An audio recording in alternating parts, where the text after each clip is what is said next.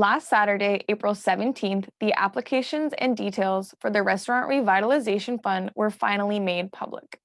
Hi, I'm Lana from ACE Plus Tax Resolution, and today we're going to be talking about the main groups who will be getting priority in this application process.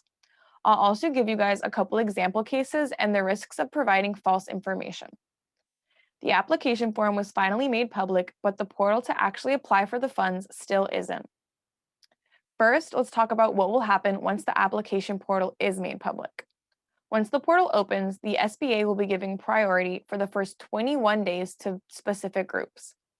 There are 3 groups of restaurants that are primarily owned by women, veterans, or the socially or economically disadvantaged.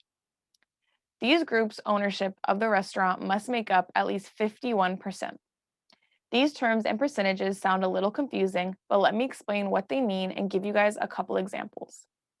Socially disadvantaged means individuals who have been subjected to racial or ethnic prejudice or cultural bias based off their identity.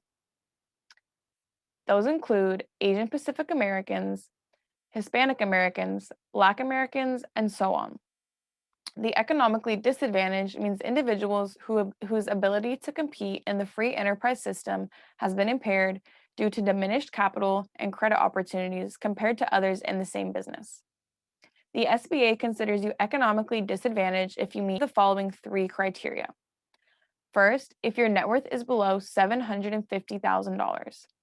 Second, if the average of your adjusted gross income over the last 3 years is not over $350,000.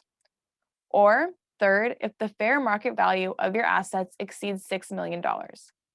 If you are outside any of these thresholds, you are not deemed economically disadvantaged. Now, let's talk about some examples. Let's say your restaurant has 5 owners and they each own 20%. If 2 of these owners are veterans and 1 is economically disadvantaged, then this means that 60% of your restaurant is owned by these priority groups. This means you would pass the 51 ownership threshold. Now, let's say instead of these 3 individuals being in these groups, only 1 owner was both a woman and a veteran. This means that you would not meet the 51% threshold and thus would not be given priority by the SBA.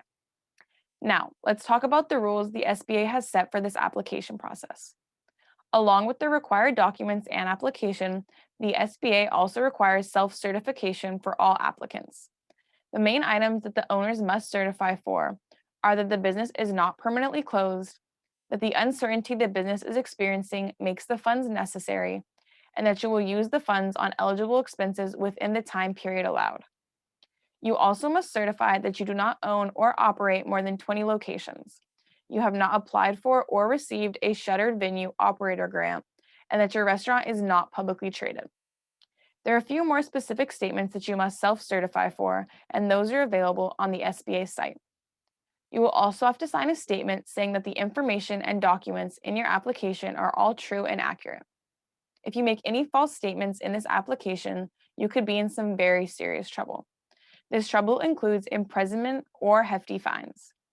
We can see that the SBA keeps revising these rules for this application, and the process itself will likely be very complicated. To avoid any risks and make sure you get these much-needed funds, I highly recommend that you utilize this line of our service here at ACE Plus Tax Resolution. Make sure to call or visit our website today. Our information is down below. That's it for today's video. I hope you guys enjoyed, and we look forward to seeing you in our next one. Our certified tax resolution specialist here at ACE Plus Tax Resolution has more than 30 years of experience in dealing with the IRS.